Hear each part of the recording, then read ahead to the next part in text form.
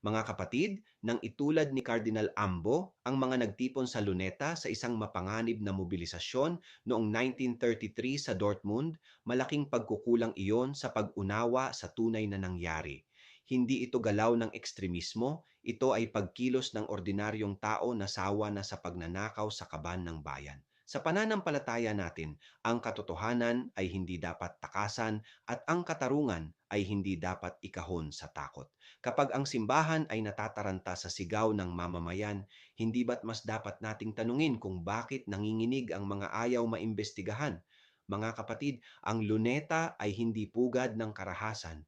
Ito ay espasyo ng bayan upang humingi ng liwanag sa gitna ng bulok na sistema. Ang paglalaban para sa hustisya ay hindi kailanman maikukumpara sa galaw ng mga nananakot ng demokrasya. Ako si Padre Jesse Galilea, may pusong Pinoy, kasama mo sa pananalig at pakikibakang panlipunan. Hanggang sa muli mga kapatid,